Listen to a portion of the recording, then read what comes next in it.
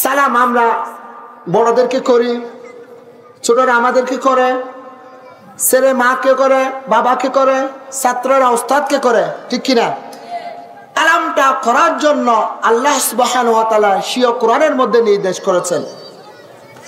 রব্বুল আলামিন পবিত্র কোরআনের সূরা নূরের ২৭ নম্বর আয়াতের মধ্যে বলেন, আউযু বিল্লাহি মিনাশ শাইতানির রাজীম ইয়া আইয়ুহাল্লাযীনা আমানু লা তাদখুলু বুয়ুতান গায়রা বুয়ুতিকুম হাত্তা তাস্তানিসু ওয়া তুসাল্লিমু আলা আহলিহা।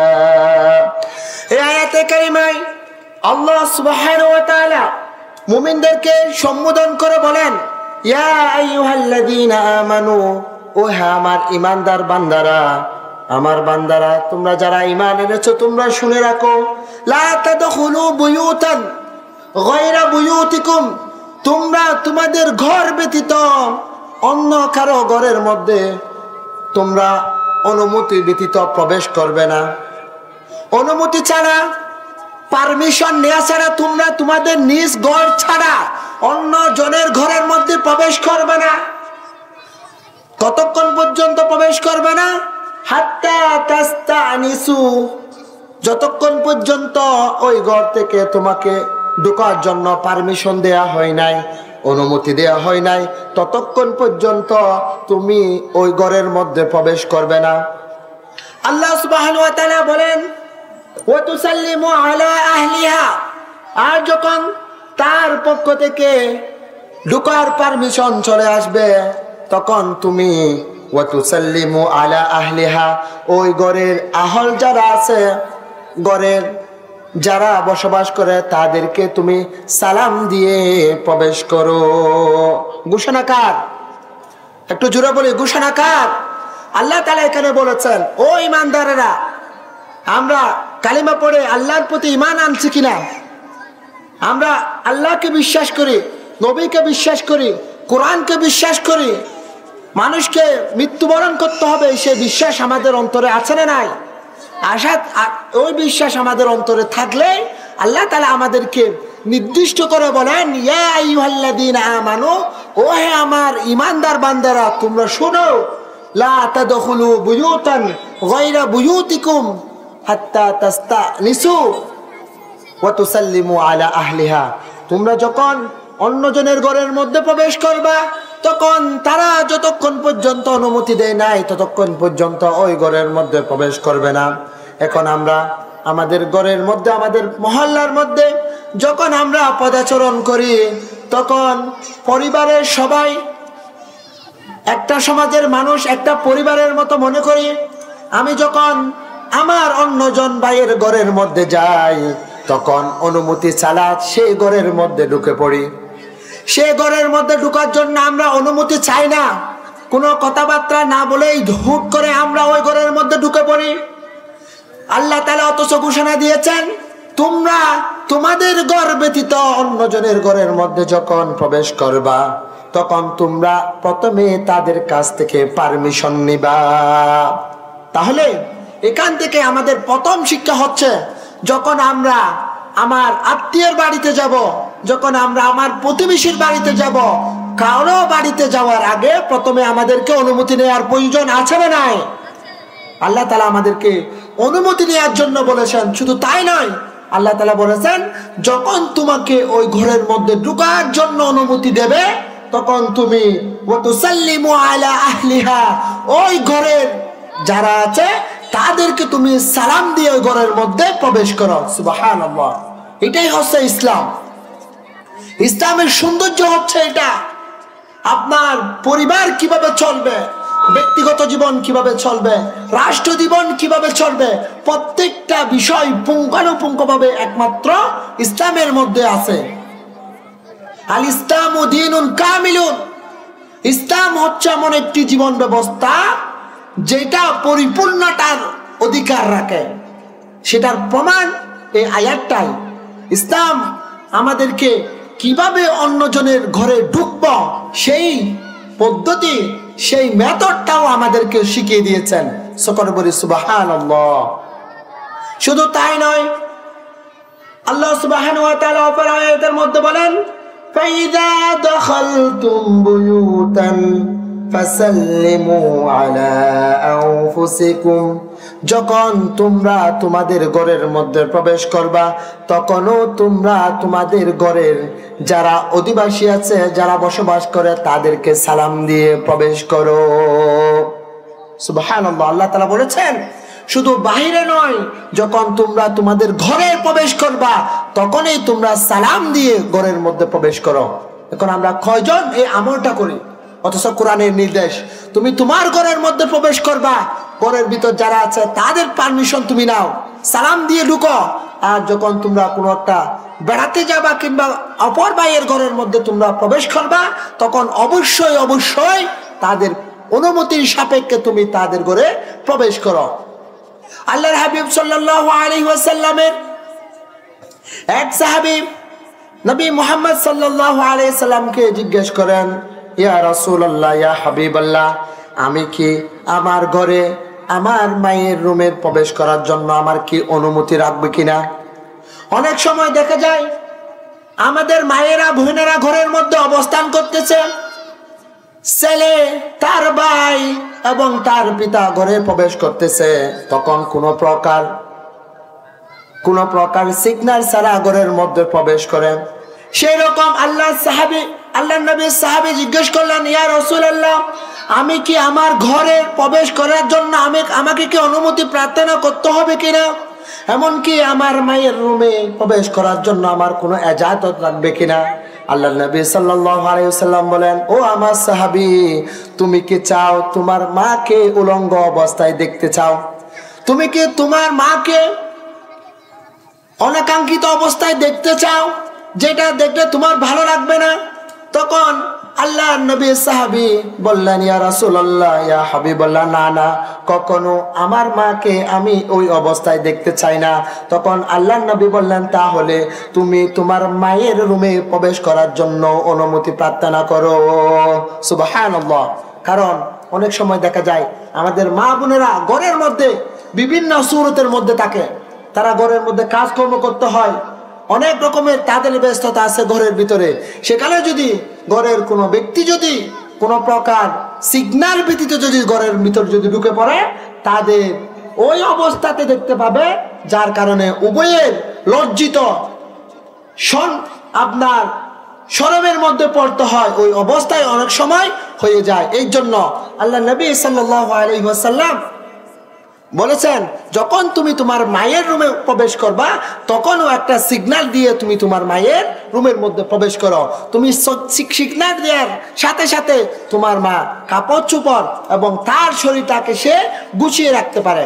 এর জন্য সালাম ইসলামের একটা প্রতীক, সালামটা হচ্ছে ইসলামের একটা সিম্বল। সালামের মাধ্যমে মুসলমানকে পরিচয় করা যায়, সালামের মাধ্যমে কে মুসলিম কে হিন্দু এটা পরিচয় করা যায়। মানুষ যদি পথ দিয়ে যদি চলে যায়, যে ব্যক্তি সালাম আদান প্রদান করবে বুঝতে হবে ওই ব্যক্তি হচ্ছে মুসলমান। হিন্দুরা তো সালাম দেয় না, এর জন্য ইসলামের সৌন্দর্যের মধ্যে সালামও একটা সৌন্দর্য। সালাম হচ্ছে ইসলামের একটা প্রতীক। আল্লাহ সুবহানাহু ওয়া তাআলা পবিত্র কোরআনের মধ্যে ঘোষণা দেন, যখন তোমাদেরকে কেউ সালাম দেয় তখন তোমরা সালামের উত্তরটা কিভাবে দিবে সেটাও আল্লাহ তাআলা পবিত্র কোরআনের মধ্যে বলে দিয়েছেন। রব্বুল আলামিন বলেন, ওয়া ইযা হুইতুম বিতাহিয়াতি ফাহাইয়ু বিআহসানা মিনহা আও রুদ্দুহা।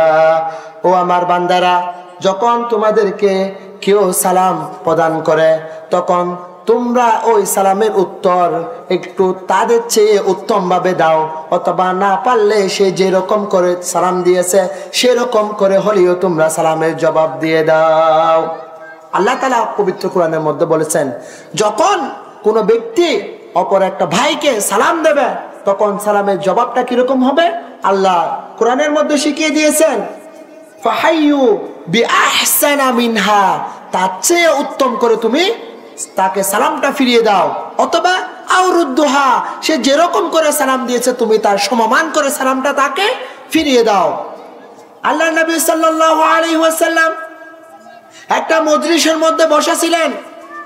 এক সাহাবী এসে আল্লাহ নবীকে সালাম দিল, আসসালামু আলাইকুম। তখন সে মজলিসের মধ্যে বসে পড়ল। আল্লাহ নবী বলল, ও ব্যক্তির জন্য 10টা নেকি। কয়টা নেকি বলল? 10টা নেকি। আল্লাহ নবী সাল্লাল্লাহু আলাইহি সাল্লামের কাছে ওই মজলিসের মধ্যে আরেকটা সাহাবী আসলো। আসার পর বলল, আসসালামু আলাইকুম ওয়া রাহমাতুল্লাহ। ওইটা বলে ওই ব্যক্তিও মজলিসের মধ্যে বসে পড়ল। আল্লাহ নবী বলল, এই ব্যক্তির জন্য 20টা নেকি। কিছুক্ষণ পর আরেকটা সাহাবী আসলো। তখন আল্লাহ নবীকে সালাম দিয়ে বলল, আসসালামু আলাইকুম ওয়া রাহমাতুল্লাহি ওয়া বারাকাতুহু বলে সে বসে গেল। আল্লাহ নবী বলল, এই ব্যক্তির জন্য 30টা নেকি। তাহলে প্রথমে যে ব্যক্তি মজলিসের মধ্যে এসে আল্লাহ নবীকে সালাম দিল, আসসালামু আলাইকুম, এটা বললে 10টা নেকি তার আমল নামায় লিখে দেন আল্লাহ সুবহানাহু ওয়া তাআলা। আর যখন আসসালামু আলাইকুম ওয়া রাহমাতুল্লাহ অতটুকু বলবে, তখন আল্লাহ নবী বলেছেন তার জন্য তার আমল নামায় 20টা নেকি আল্লাহ তাআলা লিখে দেন। এবং তৃতীয় ব্যক্তি যখন আসলো তখন সে বলল, আসসালামু আলাইকুম ওয়া রাহমাতুল্লাহি ওয়া বারাকাতুহু, তার আমল নামায় 30টা নেকি আল্লাহ সুবহানাহু ওয়া তাআলা লিখে দেয়। আমরা সমাজের মধ্যে একটা বিষয় প্রচলিত আছে, সেটা হচ্ছে যে প্রথমে সালাম দিবে সে 10টি নেকি পাবে, আর তার ভাগের মধ্যে 90টি নেকি লেখা হবে। অথচ হাদিস শরীফের মধ্যে এরকম কোনো রিওয়ায়াত পাওয়া যায় না। আমরা যে কিছুক্ষণ আগে যে হাদিসটা বর্ণনা করলাম, এটা সহিহ সনদে আল্লাহ নবী সাল্লাল্লাহু আলাইহি ওয়াসাল্লাম বর্ণনা করেছেন। এই হাদিসের মধ্যে আমরা যে সালাম দেবে তার সর্বোচ্চ 30টা নেকি আমরা জানতে পেরেছি। এমনকি অন্য হাদিসের মধ্যে এসেছে যে ব্যক্তি আসসালামু আলাইকুম ওয়া রাহমাতুল্লাহি ওয়া বারাকাতুহু বলবে তার জন্য 40টি নেকি আল্লাহ সুবহানাহু ওয়া তাআলা তার আমল নামায় লিখে দেবেন। সেরকম রিওয়ায়াত আমরা হাদিস থেকে জানতে পারি। শুধু আমরা যখন ফজিলত বর্ণনা করব তখন আপনার দুর্বল হাদিসের দিকে না গিয়ে যেইগুলা সহিহ হাদিস আছে সেই সহিহ হাদিসকে সামনে রেখে আমরা ফজিলতগুলা বর্ণনা করার চেষ্টা করব।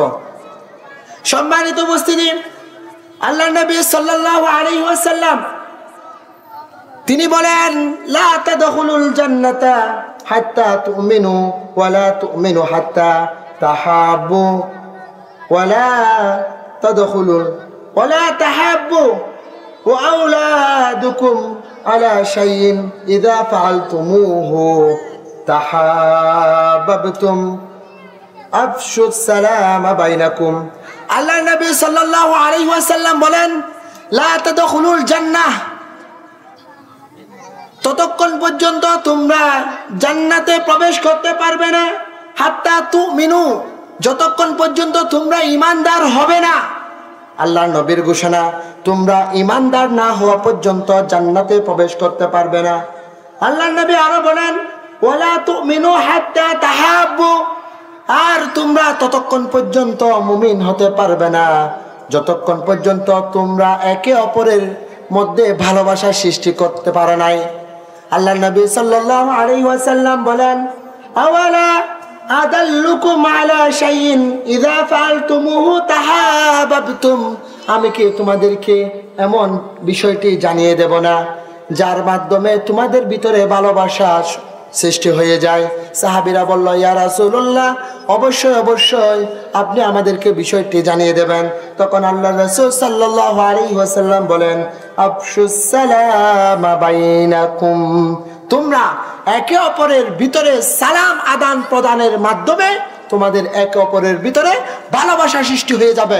সুতরাং ভালোবাসা যখন সৃষ্টি হয়ে যায় তখন তোমরা মুমিন হিসেবে পরিগণিত হবে, আর যখন মুমিন হিসেবে পরিগণিত হবে তখন তোমরা জান্নাতি ব্যক্তি হিসেবে পরিগণিত হবে। সুতরাং এর জন্য সালাম ইসলামের মধ্যে আপনার একটা সিম্বল হিসেবে কাজ করে। সালামের মাধ্যমে আল্লাহ সুবহানাহু ওয়া তাআলা একজন ব্যক্তিকে জান্নাতি ব্যক্তি হিসেবে পরিগণিত করে দেয়। আল্লাহর হাবিব সাল্লাল্লাহু আলাইহি ওয়াসাল্লাম বলেন, ইন্না আউলান নাসি বিল্লাহি মান বাদাহুম বিসসালাম, নিশ্চয় আল্লাহর কাছে সবচেয়ে নিকটতম ব্যক্তি হচ্ছে ওই ব্যক্তি যে সর্বপ্রথম সালাম দেয়। যে সর্বপ্রথম সালাম দেয়, আল্লাহর নবী সাল্লাল্লাহু আলাইহি ওয়াসাল্লাম বলেন ওই ব্যক্তি হচ্ছে আল্লাহর সবচেয়ে নিকটতম ব্যক্তি। সকলে বলি সুবহানাল্লাহ। তাহলে আগে আগে সালাম দেওয়ার প্রয়োজন আছে না নাই? আল্লাহর নবী সাল্লাল্লাহু আলাইহি ওয়াসাল্লামকে আগে আগে সালাম দেওয়ার জন্য সাহাবীদের ভিতর প্রতিযোগিতা হয়ে যেত। আল্লাহর নবীর স্ত্রীরা, উম্মাহাতুল মুমিনিনরা আল্লাহর নবীকে সালাম দেওয়ার জন্য ঘরে ঢোকার আগে দরজার মধ্যে অপেক্ষা করত কিভাবে আল্লাহর নবীকে আগে সালাম দেয়া যায়। অথচ আল্লাহর নবীর স্ত্রীরা এবং সাহাবীরা অনেক চেষ্টা করার পরও আল্লাহর নবীকে আগে আগে সালাম দিতে পারে না। আল্লাহর নবীর সুন্নাত, আগে সালাম দেওয়াটাই হচ্ছে নবীর সুন্নাত। কিন্তু আমরা সমাজের মধ্যে অনেকে অপরজনের কাছ থেকে সালাম নেওয়ার জন্য বসে থাকি। আল্লাহর নবী মানুষের কাছ থেকে সালাম নেওয়ার জন্য বসে থাকতেন না, সালাম দেওয়ার জন্য চেষ্টা করতেন এবং দিয়েই গেছেন। আমরা যখন পথে ঘাটে বাজারে আমরা যাব, তখন আমরা অপরজনের কাছ থেকে সালাম নেওয়ার নিয়তে যাব না। অমুক আমাকে সালাম করবে, আমি সমাজের এত বড় ব্যক্তি, সবাই আমাকে সালাম করবে, এই নিয়তে আপনার বসে থাকা যাবে না। কারণ আল্লাহর নবীর সুন্নাত যদি আপনাকে যদি পালন করতে হয়, তাহলে আপনাকে আগে গিয়ে সালাম দিতে হবে। আল্লাহর নবী সাল্লাল্লাহু আলাইহি ওয়াসাল্লাম বলেন যে আগে সালাম দেবে তার অন্তর থেকে হিংসা দূরীভূত হয়ে যাবে। আল্লাহর নবী আরো বলেন যার অন্তরে সামান্য পরিমাণ হিংসা থাকবে সে জান্নাতে প্রবেশ করতে পারবে না। সুতরাং আমাদেরকে অন্তর যদি হিংসা মুক্ত করতে চাই, তাহলে আমাদেরকে আগে আগে সালাম দেওয়ার প্র্যাকটিস করতে হবে, ওই অভ্যাস আমাদের ভিতরে নিয়ে আসতে হবে। অনেকে সমাজের মধ্যে, মহল্লার মধ্যে নুরানি ছোট ছোট ছেলে মেয়েরা যায়, ভুলক্রমে যদি সালাম না করে সেই ছোট ছোট ছোট ছেলে মেয়েদেরকে ধমক দেয়, বলে দেখি তোমাদেরকে মাদ্রাসা কি সালাম দেওয়া শিখাই নাই, এরকম করে ধমক দেয়। তাদেরকে ধমক না দিয়ে তাদেরকে আপনি নিজেই একটা সালাম দিয়ে দেন, এটাই হচ্ছে উত্তম শিক্ষা। আপনি দেখবেন কোন একটা মাদ্রাসার ছাত্র যখন পথ দিকে চলে যাচ্ছে, ও আপনাকে সালাম দেয় নাই, আপনি যদি আকল করে যদি তাকে যদি একটা সালাম দেন, আপনি দেখবেন সে হাঁটতে হাঁটতে আপনার দিকে 3 বার করে ফিরে তাকাইছে। কারণ তার ব্রেনের মধ্যে একটা কাজ করছে, সালাম তো আমাকে দিতে হবে, ওই মুরব্বিটা আমাকে সালাম দিয়ে দিল। এইরকম করে করে সে হাঁটবে আর আপনার দিকে তাকিয়ে থাকবে। হ্যাঁ, সালামের কিছু আদব আছে। আল্লাহ নবী সাল্লাল্লাহু আলাইহি ওয়াসাল্লাম বলেন আরোহী ব্যক্তি, আপনার গাড়ি নিয়ে যাওয়া ব্যক্তি, সওয়ারি ব্যক্তি, হেঁটে চলা ব্যক্তিকে সালাম দেবে, এটা আদব। আপনার হেঁটে যাওয়া ব্যক্তি, বসে থাকা ব্যক্তিকে সালাম দেবে। কম সংখ্যক লোক বেশি সংখ্যক লোককে সালাম দেবে। ছোটরা বড়দেরকে সালাম দেবে, ছাত্ররা শিক্ষকদেরকে সালাম দেবে, এটা হচ্ছে সালামের আদব। কিন্তু আমরা যদি অন্তর থেকে যদি আমরা যদি হিংসা দূর করতে চাই, তাহলে আমাদেরকে অবশ্যই অবশ্যই আগে সালাম দিতে হবে। আর সালাম দেওয়াটা আল্লাহর নবীর সুন্নাহ, আর সালামের উত্তর দেওয়াটা অবশ্যই অবশ্যই ওয়াজিব। সালামের উত্তর দেওয়া কি ওয়াজিব, সুন্নাত। আপনি পালন করলে আপনার লাভ, না করলে আপনার তেমন বেশি ক্ষতি হবে না। ওটার জন্য আল্লাহর দরবারে আপনাকে বড় ধরনের প্রশ্নের সম্মুখীন হতে হবে না। কিন্তু কেউ যদি আপনাকে যদি সালাম দেয়, ওই সালামের জবাব ফিরিয়ে দিয়ে এটা আপনার উপর ওয়াজিব। আপনার ইসলামের মধ্যে কয়েকটি বিধান আছে, কয়েকটি বিধানের স্তর আছে। আপনার প্রথমত আছে ফরজ, ওয়াজিব, আপনার আছে সুন্নতে মুআক্কাদা, সুন্নতে জায়েজা, মুস্তাহাব, মুবাহ, জায়েজ, এইরকম কিছু আপনার ক্যাটাগরি আছে। এর মধ্যে আপনার আল্লাহ সুবহানাহু ওয়া তাআলা কিয়ামতের ময়দানে আপনার যে ফরজ বিধানের জন্য অবশ্যই অবশ্যই আল্লাহ আপনাকে প্রশ্ন করবেন। যেমন 5 ওয়াক্ত নামাজ পড়া ফরজ, নামাজ না পড়লে 1 ওয়াক্ত নামাজ কেন পড়েন নাই, এটার জন্য আল্লাহর কাছে জবাবদিহি করতে হবে। আপনার টাকা পয়সা হয়েছে, আপনার জাকাত দিয়ে আপনার উপর ফরজ, কেন ওই জাকাত দেন নাই, এটার জন্য আল্লাহর দরবারে জবাবদিহি করতে হবে। আপনি সুস্থ বালেক হয়েছেন, রমজানের রোজা আপনার কাছে উপস্থিত হয়েছে, কেন বিনা উজরে রোজা রাখেন নাই, এটার জন্য আপনাকে কিয়ামতের ময়দানে আল্লাহর নিকট জবাবদিহি করতে হবে। অনেক ফকিহগণ ফুকাহা যারা আছে তারা ওয়াজিব যে বিধান আছে সেটাকে ফরজের সাথে তুলনা করেছেন। ওয়াজিব যে বিধান আছে অনেকে এত গুরুত্ব দিয়েছেন ওয়াজিবকে, ওয়াজিব অনেকটা ফরজ হয়ে যায়। তাহলে সালামের উত্তর দেওয়াটা যেহেতু ওয়াজিব, ওটার জন্য যদি আল্লাহ যদি আমাদেরকে কিয়ামতের ময়দানে জিজ্ঞেস করে ওই ব্যক্তি তোমাকে সালাম দিয়েছেন, কেন তুমি সালামের জবাবটা দাও নাই, এটার জন্য জিজ্ঞেস করলে তখন আমরা অপরাধী সাব্যস্ত হয়ে যাব। এর জন্য কেউ যদি আমাদেরকে যদি সালাম দেয় যথাযথভাবে আমরা তাকে সালামটা ফিরিয়ে দেব। অনেক সময় দেখা যায় মানুষ সালামের স্টাইলটা, সালামের ভঙ্গিটা চেঞ্জ করে ফেলে। দূর থেকে দেখা যাচ্ছে সে মুখে সালাম দিতে পারতো, সে মুখে সালাম দেয় না, দুই হাত তুলে একটু ইশারা দিয়ে এরকম করে সালামটা দেয়।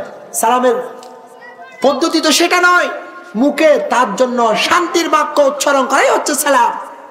আপনি আপনার নিজের খাইশ মিটাবার জন্য, নিজেকে একটু বড়ত্ব, নিজের শরীরের অহংকার প্রদর্শন করার জন্য মুখে সালামের বাক্য উচ্চারণ না করে আপনি যে হাত দিয়ে সালাম দিচ্ছেন, এটা শরীয়ত অ্যালাউ করে না। হ্যাঁ, সম্ভব হবে কখন আপনি দূরে কাউকে দেখছেন, আপনার মুখের আওয়াজ তার পর্যন্ত যাবে না, তাকে সালাম দিয়ে মুখে উচ্চারণ করে তাকে হাতের ইশারা দিয়ে সালাম দেওয়া যায়, আর আপনি সেভাবে তাকে উত্তরটা দিতে পারেন। কিন্তু আপনি সামনাসামনি কাউকে পেয়েছেন, তাকে সালাম দেওয়ার জন্য তাকে সালামের বাক্যগুলো শুনিয়ে দিতে হবে। সম্মানিত উপস্থিতি, সালাম আমাদের জীবনের শান্তি বয়ে আনে। সালামের মাধ্যমে পরিবারের শান্তি ফিরে আসে, ব্যক্তিগত জীবনের শান্তি চলে আসে। সালামের মাধ্যমে শত্রুতামি দূর হয়ে যায়, মানুষের ভিতরে ভালোবাসা সৃষ্টি হয়ে যায়। সালামের মাধ্যমে ব্যক্তিগত জীবনের বিপদ আপদ দূর হয়ে যায়। সেরকম একটা ঘটনা, সুইডেনের একটা ব্যক্তি, সে একজন বড় কোম্পানির একটা মালিক। সে সকালবেলা অফিসের মধ্যে বসে আছে, অফিসের মধ্যে হঠাৎ করে কল আসলো তার পরিবার থেকে তার বাবা মারা গেল। তখন সে পেরেশানি হয়ে অফিস থেকে নামলো। অফিসের গেটের মধ্যে তার দারোয়ান বলল, গুড মর্নিং স্যার। তখন ওই ব্যক্তির মন আরো খারাপ হয়ে গেল, ওদিকে আমার বাবা মরে গেছে, তুমি কিভাবে আমাকে গুড মর্নিং জানারা, আমি কিভাবে ভালো থাকবো। তখন তার প্রতি রাগ করে ওই ব্যক্তি, কোম্পানির মালিক, সে গাড়িতে ওঠার জন্য গেল। তার পার্সোনাল ড্রাইভার সে দরজা খুলে দিয়ে সে তার স্যারকে বলল, গুড মর্নিং স্যার, স্যার আপনার দিনটা ভালো যাক, আজকের দিনটা আপনার জন্য ভালো যাক। কিন্তু সে যাচ্ছে, তার পটপট করে চলে যাচ্ছে, তার অন্তরের মধ্যে অশান্তি সৃষ্টি হয়ে গেল।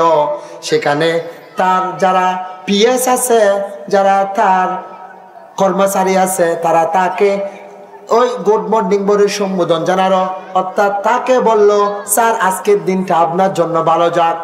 ওই ব্যক্তি তার ড্রাইভারের জন্য, ড্রাইভারের এই আচরণের জন্য একটু রাগ করলো, বলল, আজকে আমার কি খারাপ সময় যাচ্ছে, তুমি কিভাবে বললা আজকে আমার দিনটা ভালো যাবে, আজকে আমি তোমার গাড়ি নিয়ে শুদ্ধ যাব না। সে শেষ পর্যন্ত তার রোডের মধ্যে গিয়ে একটা ট্যাক্সি দাঁড় করালো।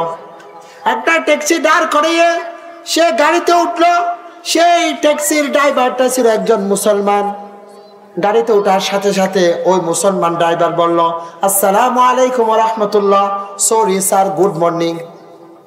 প্রথমে ওই মালিককে, কোম্পানির মালিককে বলল আসসালামু আলাইকুম, পরবর্তীতে বলল সরি স্যার, গুড মর্নিং। তখন ওই গাড়ি চলতে চলতে কোম্পানির মালিক বলল, আচ্ছা থামো, তুমি যে প্রথমে আমাকে আসসালামু আলাইকুম বললা, এটা কি? তখন ওই ব্যক্তি বলল, গাড়ির ড্রাইভার, মুসলিম যে গাড়ির ড্রাইভার, সে বলল, সরি স্যার, আমি প্রথমে মনে করেছিলাম আপনি একজন মুসলমান, পরবর্তীতে আমি বুঝতে পেরেছি আপনি মুসলমান নয়, এর জন্য আপনাকে গুড মর্নিং বললাম।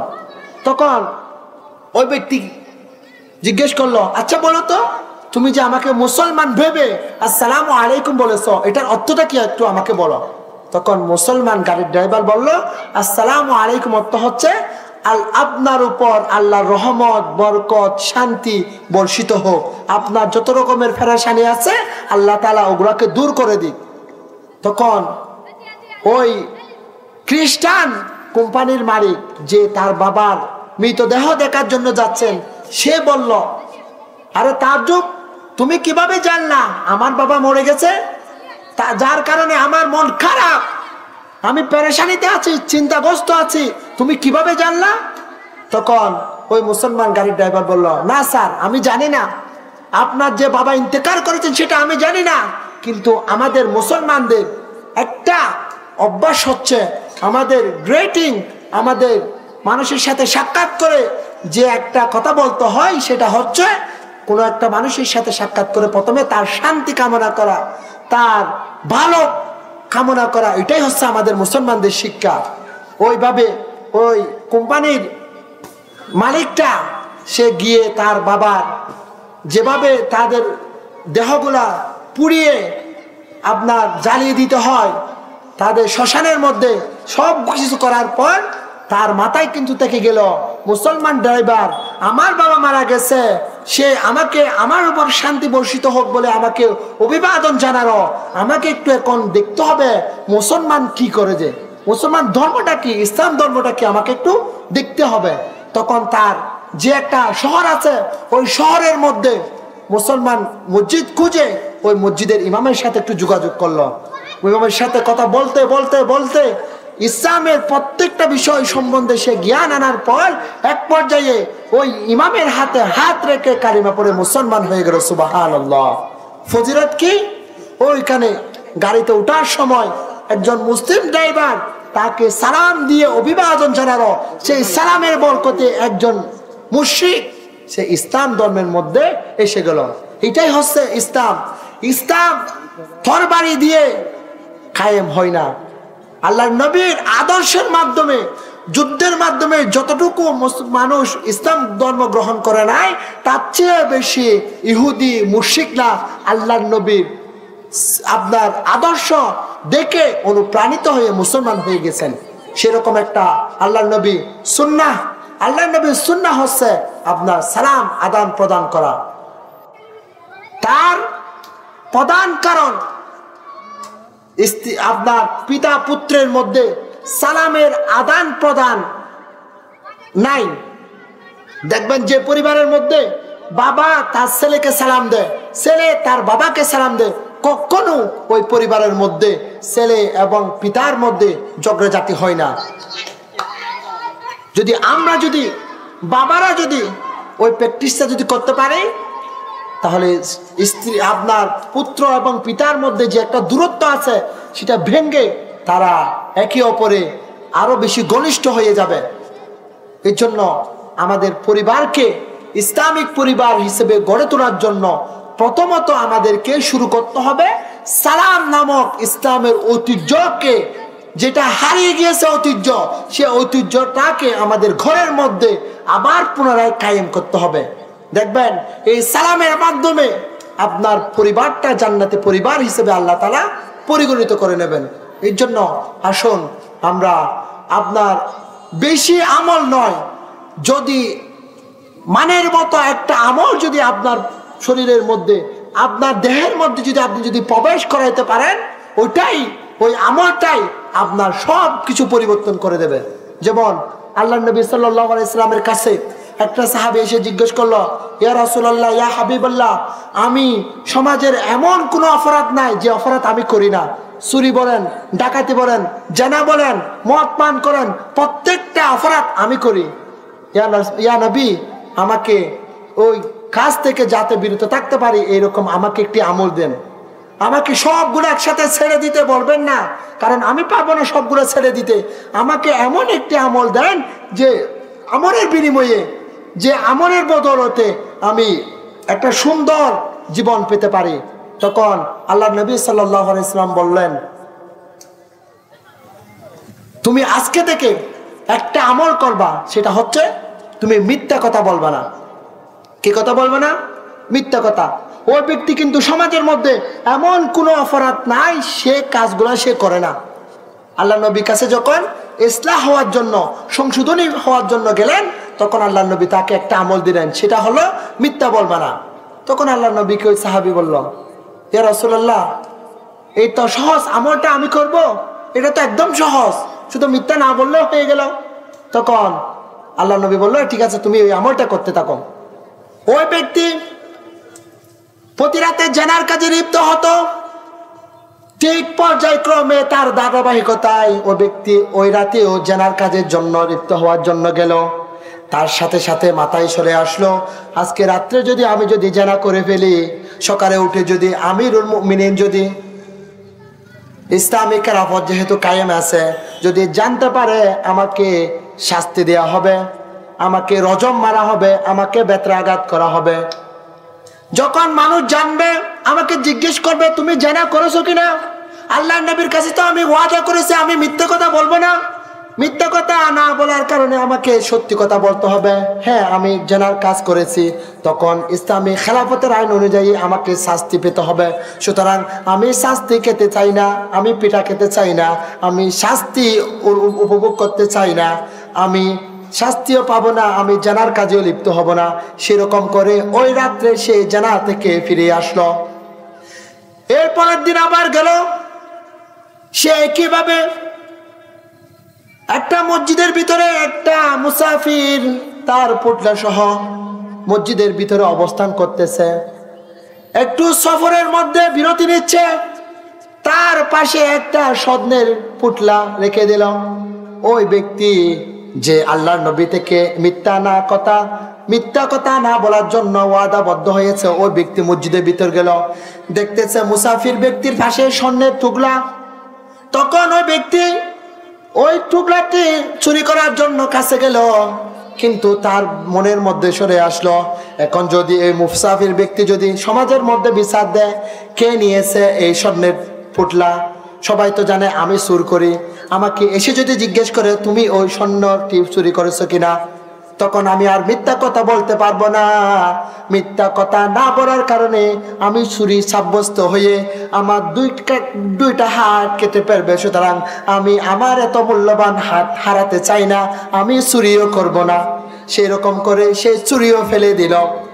তার আর একটা অভ্যাস ছিল রাত্রে গিয়ে মদ পান করার। ওই ব্যক্তি ধারাবাহিকভাবে সে মদ পান করার জন্য মদের বোতল হাতে নিল। সাথে সাথে তার মাথায় চলে আসলো, মদ পান করলে তো শরীয়ত কর্তৃক শাস্তি পেতে হবে। আমি এখন যদি মদ পান করি, কেউ যদি আমাকে জিজ্ঞেস করে তুমি কি মাদকাসক্ত কিনা, তুমি মদ পান করেছো কিনা, তখন আমি তো আর মিথ্যা কথা বলতে পারবো না, আমাকে সত্যি কথাই বলে দিতে হবে, হ্যাঁ আমি মদ পান করেছি। তাহলে আমাকে মদ পানের জন্য শাস্তি পেতে হবে। আমি আর শরীয়তের শাস্তি আমি উপভোগ করতে চাই না, শরীয়তের শাস্তির আওতাভুক্ত আমি হতে চাই না, এর জন্য আমি মদ পান করব না। এইরকম করে করে সে যত অপরাধ আছে প্রত্যেকটা অপরাধ ছেড়ে দিয়ে সে একজন মুমিন মুখলিস ব্যক্তি, আল্লাহর নবীর উম্মত হিসেবে পরিগণিত হয়ে গেল।